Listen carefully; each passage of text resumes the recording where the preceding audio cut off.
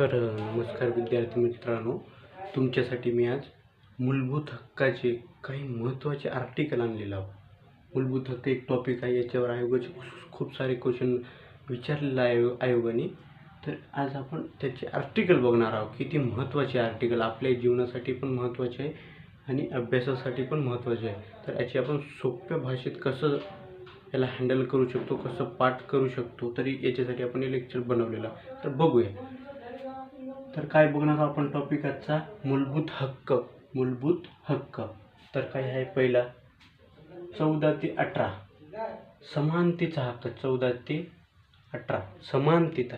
समान, कोणी बी आपल्याला त्याला जास्त अधिकार आहे, आपल्याला कमी आहे असं काहीच नाही. सगळ्याला समान. त्याला पण समान आहे तर आपल्याला पण. ते पण ग्रामपंचायतमध्ये उभा राहील तर आपल्याला पण. ते पण विधानसभामध्ये उभा राहील तर आपल्याला पण. विधानसभा उभा राहत नाही, पण एक गोष्ट म्हणतो, विधानसभा तर आपल्याला समान 14 ते 18 मध्ये आहे. तर दुसरं काय आहे, स्वातंत्र्याचा हक्क 19 ते 22. 19 मध्ये काय आहे, कलम आर्टिकल 19 ते 22 म्हणजे स्वातंत्र्याचा हक्क आहे. तर 19 आहे ना, जे 19 मध्ये तुम्हाला भाषण करण्याला अभिव्यक्तीचा अधिकार आहे, भाषण करण्याचा अधिकार आहे. तुम्ही कोणाच्याही बदल्यात काही बी बोलू शकता. काही बी म्हणजे मोजक्यानुसार, संविधानाच्या मोजक्या जे सांगलेल्या गोष्टी त्यानुसार बोलू शकता. काही बी कोणाला उलट बोलायला हाणेल, तुम्हाला धरून हाणते लोक. काही बी बोलू नका, फक्त कायद्यानुसार बोला. काही बी कोणालाही बोलता येते. भाषण करण्याचा अधिकार आपल्याला आहे. कलम कोणता आहे, आर्टिकल 19. या लेक्चरमधून तुम्ही तुमच्या डोक्यात ठेवून घ्या की आपल्याला भाषण करण्याचा अधिकार आहे. कुठून बी भाषण करू शकता, कुठे बी काही बोलू शकता. काही म्हणजे मोजक्या कायद्याच्या अनुसार बोलू शकता. काही बी बोलू शकणार नाही. कोणत्याही नेत्यावर बी बोलू शकता तुम्ही. कोणत्याही नेत्यावर बोलू शकता, पण कायद्याच्या चौकटीत राहून बोलावं. काय आहे, 19 ते 22 कलम. काय आला आता, तिसरा आला, शोषण विरुद्धचा हक्क 23-24. शोषण विरुद्धचा हक्क काय आहे, कलम आर्टिकल 23-24. चौथा आला, धर्म स्वातंत्र्याचा हक्क 25 ते 28.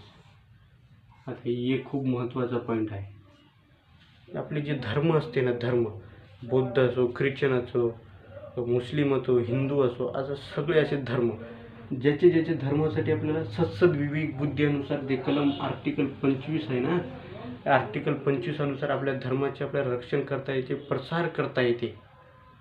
आर्टिकल 25 अनुसार. आणि 26 अनुसार आर्टिकलानुसार कर घेता येते, कर आपल्याला देता येते. व्यवस्थापन कलम 27 अनुसार करता येते.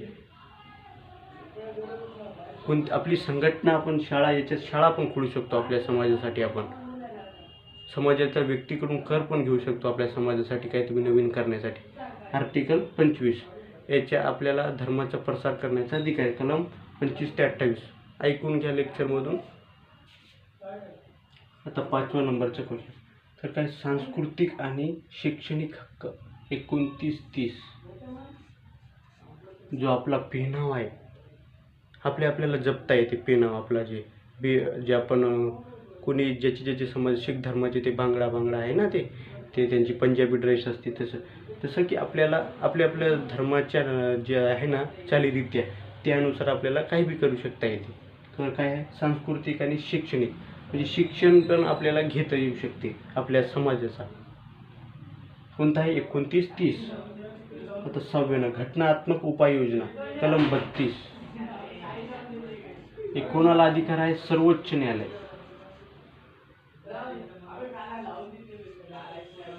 सर्वोच्च न्यायालय काय आहे, घटनात्मक उपाययोजना. याच्यातून काही बी बिघडफिगड झाली तर सर्वोच्च न्यायालय बघण्याचा अधिकार. सर्वोच्च न्यायालय मूलभूत हक्काचा पूर्ण हँडल करत असते. कोण करते, सर्वोच्च न्यायालय. सगळा अधिकार या मूलभूत हक्काला काही बी डाग लागू देऊ शकत नाही. कोण, सर्वोच्च न्यायालय. सगळ्याची फोडून टाकते ते. काय की फोडून टाकणे म्हणजे की ते काही बी यांच्यावर काही बी आच आली म्हणजे जे आपले जे मूलभूत हक्क आहे ना, 25 ते 14 ते 35 पर्यंत आहे, पण 32 धरू आपण. तर यांच्यावर काही बी एखादी कोणी टीका केली, समानता कोणाला भेटली नाही, भाषण करण्याचा अधिकार कोणाला भेटला नाही, स्वातंत्र्याचा हक्क कोणाला भेटला नाही, तर याच्यावर जे सर्वोच्च न्यायालयाला आपल्याला जाऊ शकता येते. पहिले इथून गेले आपण उच्च न्यायालयाहून जिल्हा न्यायालयावर गेले, तालुका न्यायालयावर गेले, तालुका न्यायालय जिल्हा न्यायालय गेले, जिल्ह्यावरून आपल्या जे हायकोर्ट आहे ना, राज्य सरकारचा हायकोर्टमध्ये गेले. हायकोर्टमध्ये काही नाही झाली आपली केसची, तर आपण डायरेक्ट जातो सुप्रीम कोर्टमध्ये आपला निर्णय लास्ट एंडिंग असतो. तेच आपल्याला त्याचा हक्क देणार म्हणजे देतच असते तो, म्हणजे लास्ट स्टेज आहे. त्याच्यानंतर दुसरी कोणती आहे काय, काहीच नाही. सर्वात मोठी भारताची न्यायालय म्हणजे सर्वोच्च न्यायालय. कोणती? सर्वोच्च न्यायालय. तर तुम्हाला आज कळलं असेल मूलभूत हक्क. याच्या नंतरच्या व्हिडिओमध्ये आपण सविस्तर म्हणजे 14 ते 18 कोणती कलम आहे मधली, 15, 16, 17, 18 हे सर्व कलम आपण बघणार आहोत. धन्यवाद. अशाच व्हिडिओसाठी आपल्या चॅनलला सबस्क्राईब करा, लाईक करा, शेअर करा. धन्यवाद.